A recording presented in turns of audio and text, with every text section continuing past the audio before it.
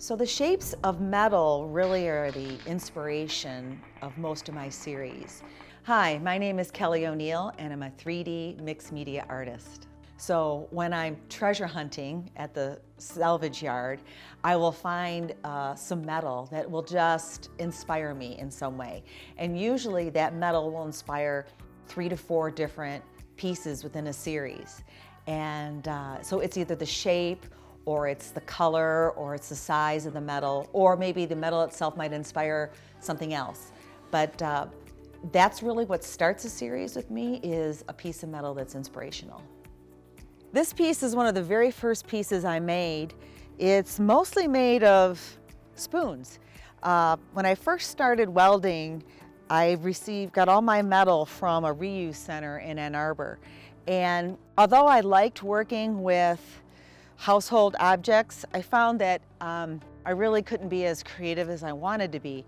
And so I moved quickly from spoons and light fixtures and garbage disposal pieces to raw metal that I get at the salvage yard.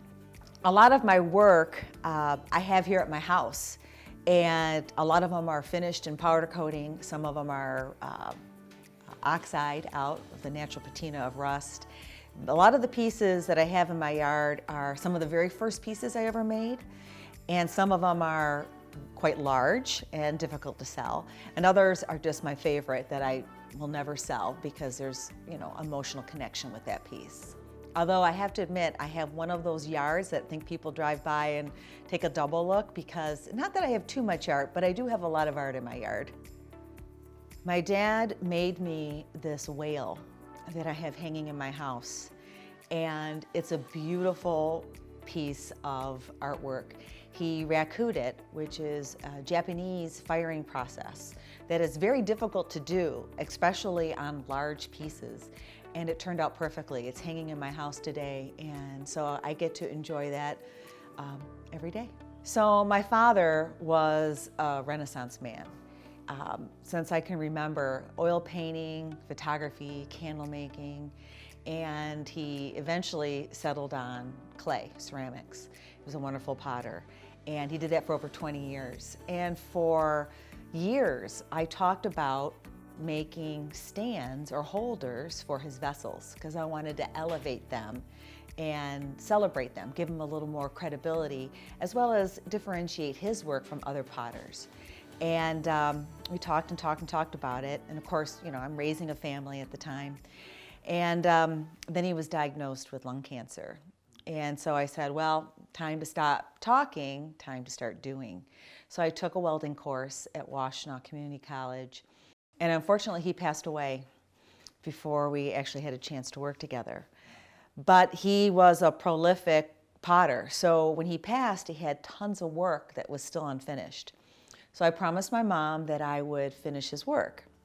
So I spent many Saturdays in his studio, glazing, firing, rakuing, and so forth. And my mom said that she really felt his presence when I was there. And it was a wonderful way to celebrate his life and to really remember him. And she came up with the idea that I should follow in his footsteps and suggested that I do an art fair. And my dad was an art fair artist, so he would do like Art on the Grand and Funky Ferndale and so forth.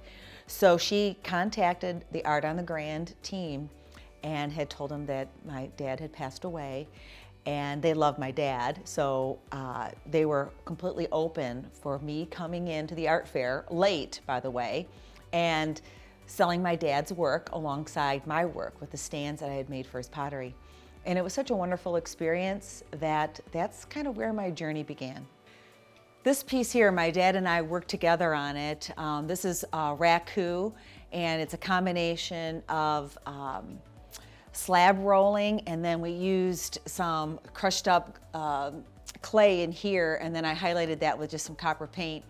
And then we found the piece of driftwood that I hand painted to kind of match the patina of the raku, and then we wired it with copper. This piece is probably 25 years old, so it's older, probably the oldest piece I have. But we worked together on this. Gosh, I had been in my 20s.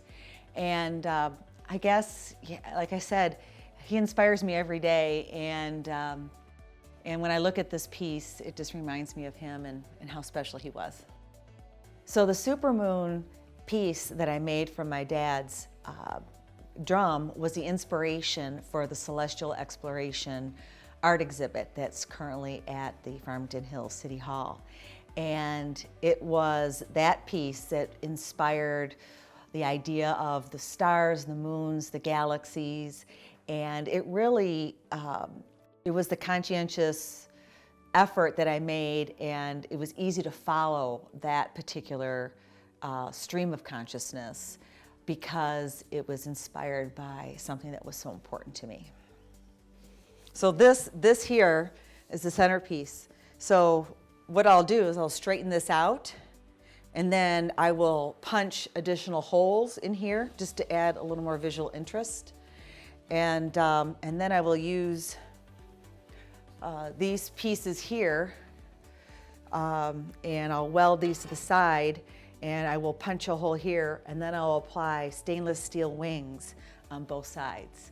And the juxtaposition between the clean stainless steel wings and the corroded, rusted center, to me is I called it my soldier, or my army of angels, because this is the protective vest that they wear, and this is what takes the hit. I have a studio here at home where I do all my ceramics and clay work and a lot of my sketching and drawing and inspiration, and it's where I store a lot of my metal and so forth. You'll find me just staring at these shelves behind me, trying to figure out what I want to make. I hope someday to get a MIG welder here so I could do some light welding. But I really do most of my work at makers shops, and those are usually co-ops where artists will come from different disciplines, and the owner of the co-op supplies all of the equipment. So for example, as a metal artist, I would probably have to have $50,000 to $70,000 worth of equipment to do what I do today, from shearers and drill presses and horizontal saws, vertical saws, rollers, MIG welders, right? The equipment is quite expensive, especially since I deal in a lot of heavy duty metals. So I have been very fortunate to have maker shops or other places to go. Starting with Schoolcraft Community College. They have a wonderful metal sculpture program there. The director of the college, Coley McLean, is a strong supporter of the arts, and I think she's an artist herself. And I am a continued education student, so I'm able to take the course over and over again each semester. And of course, the adjunct professor there, Melissa Mashney, is wonderful. She's great at challenging me to make sure I'm always pushing my art. She's always making sure that I understand where the intuition is coming from an emotional or life experience point of view. And I think that's important in helping me become a better artist. Probably the best thing is working alongside other artists. They are an inspiration in their own way. It's amazing to see their magic happen. You know, sometimes you get a little jealous, like, ooh, I like what you're doing, I want to do that. Or where'd you get that piece of metal? Ah, that's a great piece of metal. But overall, it's inspirational, and we do feed off of each other. And I think all of our work is elevated because of the camaraderie that we have working alongside each other.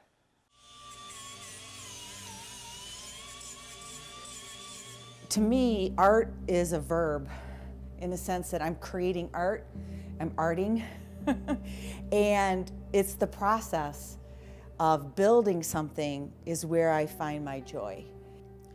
The more I work with metal, the more I believe it's a very pliable resource, that it's moldable, and it's not hard. It's porous, it's bendable, I mean, with grinding you can sculpt it.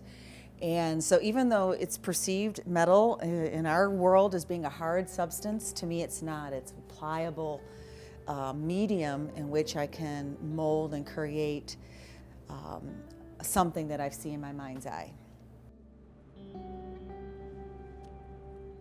So I volunteer with an organization called Mint Artist Guild, and it's a wonderful organization that helps teens, young students in Detroit who have a proclivity of art in some cases, whether it's a painter or a jeweler.